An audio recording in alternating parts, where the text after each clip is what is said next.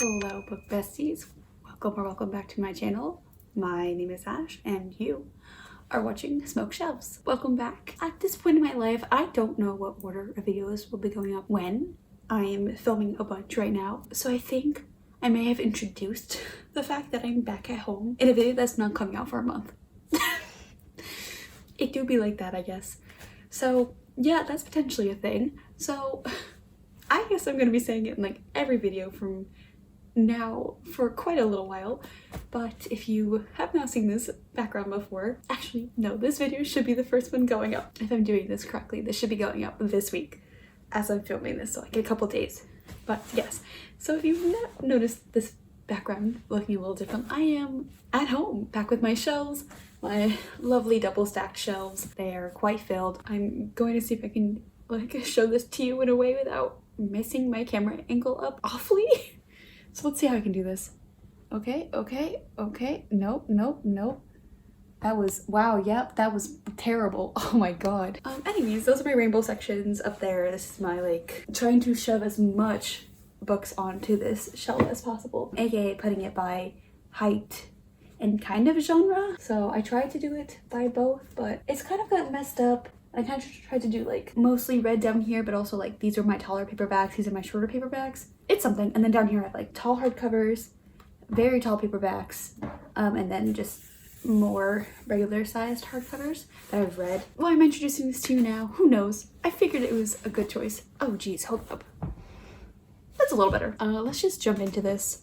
I am gonna lower that brightness. Holy crap. Nope, never mind. I'm putting the brightness back up. Let's do this. Let me actually introduce the video many minutes into this already. This is my top 10-ish books of the year. I didn't put them in any specific order for the most part. I think my top 3 are my top 3, but for the rest of it, I feel like they can be moved around very easily depending on the day and what I'm thinking about, because a lot of these I think about fairly often. So yeah, that's what we're talking about. I think 13 actually, because I have 3 honorable mentions of books that are absolutely incredible. I highly recommend regardless. They were all 5 stars anyways, but they didn't make my top 10 list of the year because I've read so many incredible books and I just wanted to give them quick shout outs. So let me grab all the books because I didn't even do that. But oh geez, okay, let's see if I can do this. I am a mess now. Oh god, okay. Let's just put this in the order. Okay, now that that's all sorted, let's start with my first honorable mention book, and I'm just gonna go straight into it. Keep these short and sweet, give you the pitch for them, tell you why they're incredible, why you should read them. Yeah, okay, so the first honorable mention is Ace of Spades by Farida Abike Iyemire. This book is pitched as, it is upside down. I didn't even notice it until I was like, wait, those letters look even harder to read than normal. Anywho, this book is pitched as Gossip Girl meets Get Out, and it is incredible.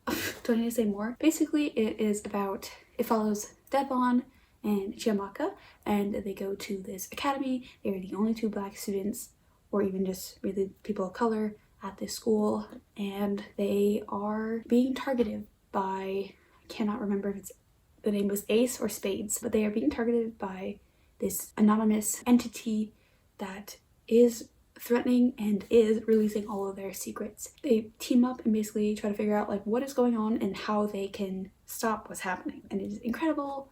Both of these characters are queer and we stan. Is great and I highly recommend. That is my first honorable mention. My second honorable mention is Felix Ever After by Case and Calendar. This is the one that I do not have a physical copy of because I listened to it as an audio and I absolutely loved it, so I highly recommend the audio for this one. It has been a little while since I have actually read/listened to the book, so bear with me if any of my details are fuzzy, but Felix Ever After by Case and Calendar is about a trans boy who is going to this art school, and it is summertime. They basically are outed and dead named to their classmates, and they're trying to figure out like what's going on while navigating being in relationships and just being a queer teen, navigating being an artist, being in New York. It's incredible. I absolutely loved it. It's just all the good vibes. Maybe one day I'll actually have a physical copy because I've just been picking up new releases and I really should pick that up so I can reread it eventually. Finally, my last honorable mention is Heartstopper Volume 4 by Alice Oseman. The reason it's an honorable mention is because it is the 4th volume in this graphic novel series, and so this series is one of my favorite series of all time, so obviously it's going to be incredible.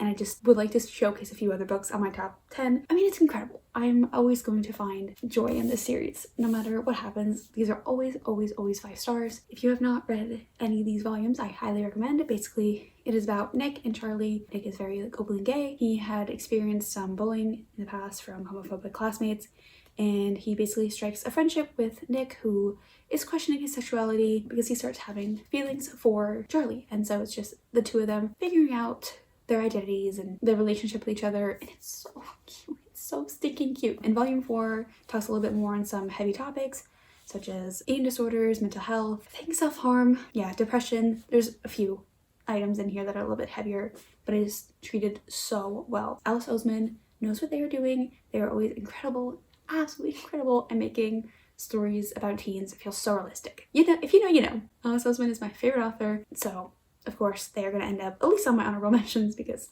like I said, 4th in the series. Obviously, you know it's a fave at this point. But yes, that is my last honorable mention. Let's speed through the top 10. Coming in at number 10, but also like not really, because number 10 through 4 are like interchangeable, and then 3 to 1 I think are pretty solid. But coming in at number 10, we have One Last Stop by Casey McQuiston. This book is so freaking good. I absolutely adored Red, White, and Royal Blue when I read that when it first released, and so when I heard Casey was releasing a new book this year, I had to get my hands on it. And so if you haven't heard about it or know what it's about, basically we are following August, and she has just moved to Brooklyn to go to school here. On her morning commute, she meets a really hot girl on the subway, and she is just trying to spark a relationship with her, and things are just like slightly off with the love interest, Jane. Basically, she finds out that Jane is literally stuck from the 70s on this train, on the Q train, which this story is so fun to me in the sense that like my family lives in Brooklyn in the Brighton Beach area, so the Q train is very well known to me.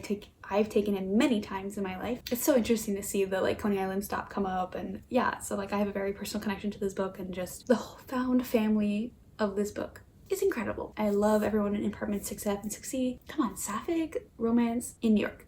Incredible. Sapphic time traveling romance, actually. This book is so good, and I cannot wait to read Casey's future releases. So that is book number 10. For book number 9, we have Cemetery Boys by Aiden Thomas. This book was released a couple of years ago at this point. I actually don't know, but it was released a little while ago, and I never got around to it, and I regret that because this was so good. It was so good. It is about Yadriel, and Yadriel is trans, and he is basically trying to become a brujo, and in his culture, being a brujo has always been very traditionally man's job or role, and so he is basically trying to prove that he is right for this fit and that he is a brujo, and his family is not really accepting that fact of him per se, and so he ends up summoning Julian, the like resident bad boy of town, and they are basically trying to figure out what happened to Julian because he was trying to summon a family member instead. And it's just the two of them developing the relationship and trying to figure out like what's going on. Yeah, it's just a really great read, and it's great Latinx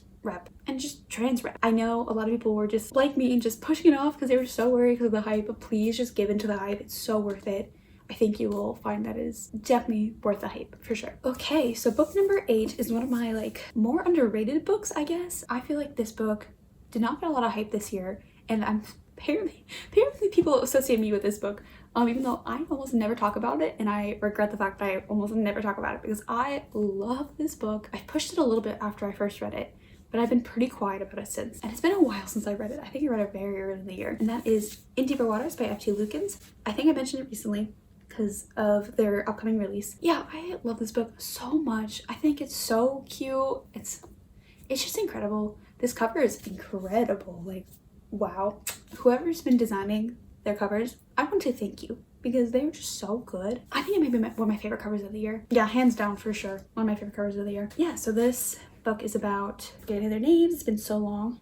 Tal is a prince, and he's trying to go on his like coming of age tour. Basically, I can't remember exactly how it happens, but like what the point of the tour was. He comes in contact with this mermaid. They find this sinking ship, and on the sinking ship is this mermaid, Athleen, and they try to get information from Athleen, but Tal helps Athleen escape, and from there they develop a bond. And yeah, it's about their relationship and Tal trying to help his kingdom out while also developing his relationship with Athleen and figuring out how to come to grips with not being a straight royal member of the family, because that has always been the expectation in their world. It's just wholesome mermaid stories, and I feel like I always need more of this in my life now. I think this is just a very specific niche type of book of queer mermaid stories that are super so soft and wholesome and definitely underrated. I feel like this did not get the press that it absolutely deserves. Please pick this up.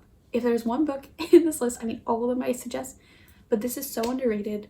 I feel like I'm seeing no one reading this, and I really think you should. It's so good. The rec of the video. Okay, so this next book is the most recent read of this whole list. I will actually put the video that I read this one up in, and it was one of my secret I read 3 vlogs, so you might already know which one this is, but it is Iron Widow by Jiren J. Zhao. This book, I've described this a lot very recently because I am on the hype train for it. It is so freaking good. We are following Zhe-Chen. We meet them as they are putting themselves up to be a concubine wife for these pilots that use these chrysalises to fight these like aliens on their planet. She's signed up to be a concubine. Is a very common thing to do for women. They end up being the like second half towards the armor, and it is very common that these women die. Zhe-Chen goes in, signing up for it.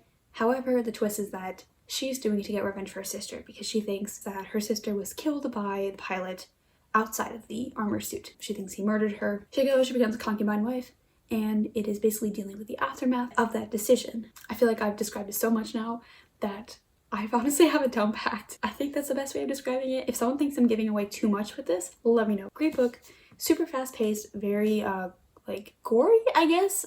They're very intense fight scenes. I probably won't shut up about this for a long time, and I cannot wait for the next book to release. This next book is one that I read, I think over the summer, and I actually have the sequel to it finally in my hands, but it is The Prison Healer by Lynette Naughty. And I will never mess up this name again because I did it very recently and it's caused me stressed ever since. This book, another book I feel like I've been mentioning pretty frequently recently actually. This book is about our main character who is stuck in this prison. It is known for being a very like harsh prison. There is like forced labor on the inmates, and they are all engraved with a Z. And so we are following the person who is considered the prison healer.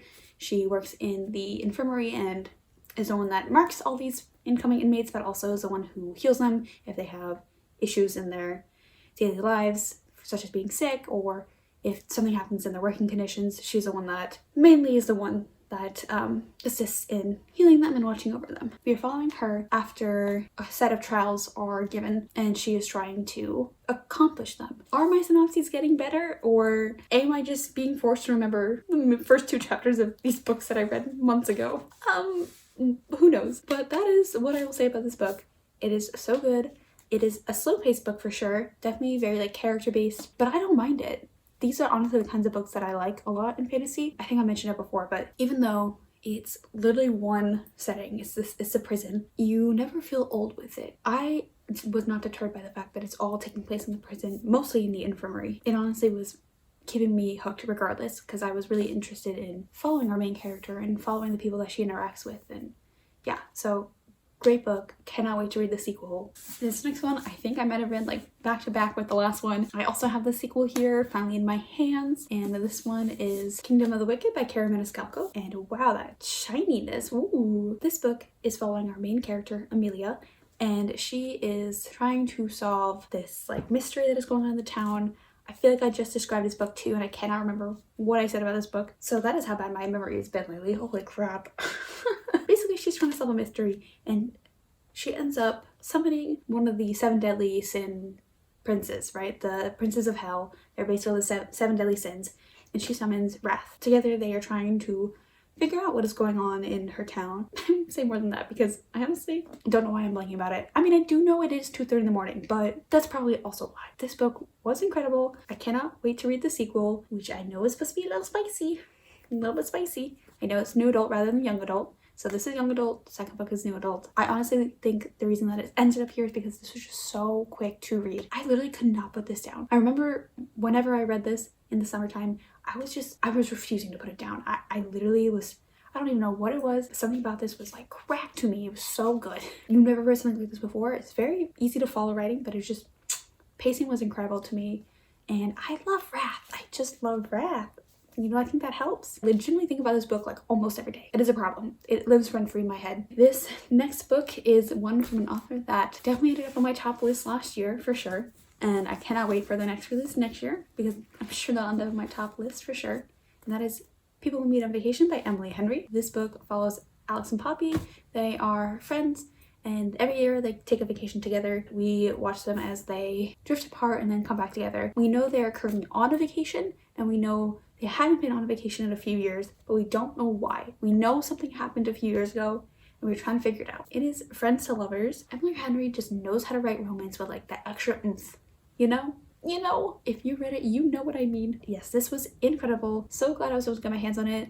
I think I bought this book like the day release and read it like the day release kind of thing, or at least very close to it. And I cannot wait to do that with book lovers next year. So that puts this at my number 4 spot. Let's move on to number 3. So my number 3 spot kind of starts to put these into like actual proper order. Like I said, anything between like 10 and 4 could easily move around depending on like how much I think about it in the day and what I'm thinking of. But these, the next 3, I think I have them in the right order, and I'm so glad I was able to read them this year and just in general. And so to start with our top 3, I have Last Night at the Telegraph Club by Melinda Lowe. This freaking book. So I ended up suggesting this book in the Tea Time Reads Discord group very early in the year, and I didn't think it would get picked because I always give a couple offerings every month just because I like to. It's fun to get people on what I'm interested in reading and then seeing what other people are interested in reading based on the month. And now with their prompts, there are more prompts to it, but not here nor there. This book I suggested and it won the poll, and I'm so glad it did because a lot of us, like a really good amount of us, all are obsessed with this book now. And it makes me grateful that I was able to like get people into this book. I don't know how many people had this on their radar beforehand. I think a few did, but I'm so glad we were all able to read it at the same time and just gush about it together. This book is freaking stunning. It is beautiful. It is like heartbreaking. This book follows our main character, who is a Chinese American immigrant.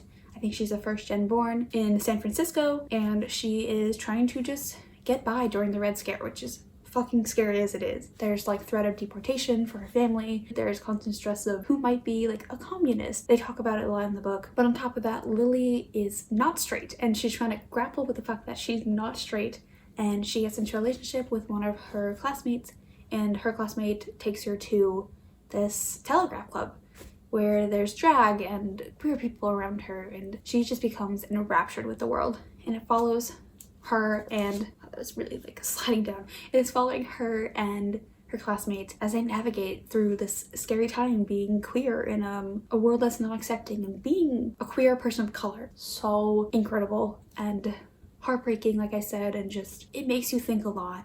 Like I sobbed. I don't sob often. I sobbed reading this book. And you know what? I'd probably sob if I read it again. I know that's the case because this book just knows how to hit your heartstrings. I'm so grateful that I was able to read it, especially with a bunch of people that also just adored it like I did. And like I mentioned in my 2022 releases, I cannot wait for the companion novel to come out. Sorry about the like slight angle change. I am now sitting with a pillow on my back because it was really starting to irritate my back. I moved this over just a tad.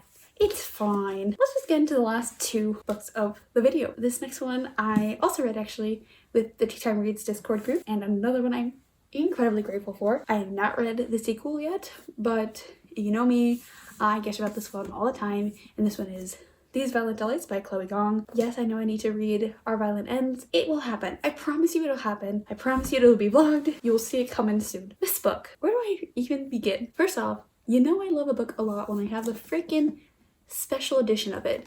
Yes, I have the regular editions. They are sitting right over there. Yes, I bought both books in the Fairlight edition. No, I have no regret for spending like $70 extra on these books. I love this book to pieces. I'm obsessed with this book. I read this very early in the year, and I feel like I still remember pretty much everything about it. And I want to reread it before I read Our Violent Ends, but I think I just need to go into Our Violent Ends because I don't think I can handle the heartbreak that this book gives me. This book had me on the edge of my seat the entire time. And it's not a small book. She's chunky. She's a little bit chunky for like a YA fantasy. It was so freaking worth it.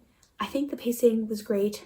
I know not everyone loves like duology pacing. I know some people find it very slow. But again, I love slow pacing, and the writing was incredible, and the characters are so freaking good. On to like the pitch of this. If you, for some reason you haven't heard me say it before, this is a 1920s Shanghai retelling of Romeo and Juliet by Shakespeare with a bit of a fantasy twist. We're following the Romeo and Juliet, and they are trying to solve the mystery of why there are killings happening in the city. We don't know why these killings are happening. We are just getting very gruesome descriptions of these killings every now and then. And so they team up together to solve the case of what is happening with their trusted allies. It is following the 6 of them basically while they're trying to save their rival gangs, as well as the city, as well as people they love. Even. It's multi-POV, a masterpiece, if I dare say so. It left me reeling at the end. I am so stressed to read Our Villain Ends, and I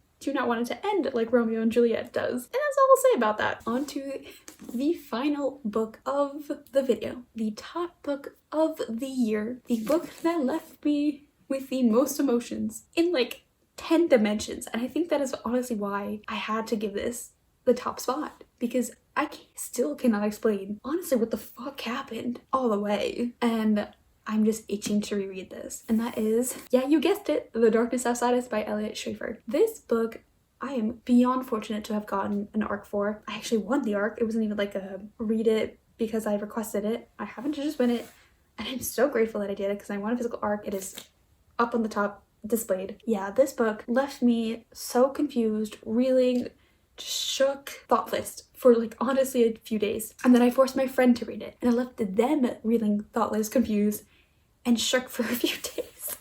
And then I would not shut up about it for weeks, basically saying, please read this when it releases, because I read it like in March or something. Yeah, this freaking book. Where do I begin describing this book? We are following our 2 space pilots that are from opposing countries, but not really, nations, but not really. It's kind of hard to explain what their like positions are to each other, but there are 2 opposing entities in this world, and they're joining together to basically save humanity. They want them to go find a specific planet and start new life on this planet. And so we are following Ambrose after he is woken up from a deep slumber in their like stasis pods, and the AI of the ship is basically saying, hey, we have a lot of tasks that need to get done. I woke you up a little bit early because there's just this buildup and I cannot keep going much farther without these being completed. Ambrose is going about trying to do these tasks while also trying to connect with their fellow space passenger, Kodiak, and kind of just realizing something is wrong with the ship. The 2 of them are trying to navigate being friends with each other and figuring out what's going on, because something just is, it's just off. So we are following the 2 of them trying to form this relationship that they have. Yeah, this book is so trippy. Please just go in blind. I highly recommend. I knew almost nothing about it. I just knew space gaze, and I knew another trope that I don't really want to say it because it's a giveaway trope. It is one of my favorite tropes, and I don't see it often. Honestly, to this day, I really still don't have answers to a lot of like what happened in this book, and I'm okay with that. I've like accepted that fact. But of any book that has been on my list that I've thought about most, it is this one. I think about this book all the freaking damn time. It is unhealthy. It's an unhealthy obsession of mine. That's all I have to say about it. I still have very strong feelings, and I feel like this deserves just to be displayed for the rest of the video, which is not much longer. That is the video. That is the whole freaking video. Those are my top 10 and then a few books of the year. Can you believe that 2021 is over? Because I cannot. That is my list of books. I am very curious to know, what is your list of your top books? 3, 5, however many you would like to share. I would love to see them. I'm always looking for recommendations, so if you would like to share those books so I can take a look and see The Incredible Beauties, are any of our top books shared? I know a lot of people loved These Violent Delights. I know a lot of people loved Last Night at the Telegraph Club. Ace of Spades is a really popular one. Cemetery Boys is a really popular one. Before I keep rambling forever, we just close out the video. If you liked this video, please give it a big fat like down below. Like I said, comment down your top books of the year. And if we share any tastes, if you like my content, please, please, please consider subscribing. It would mean the absolute world to me if you did and stuck around. I hope you enjoyed this video, and I can't wait to see you in the next one. Bye.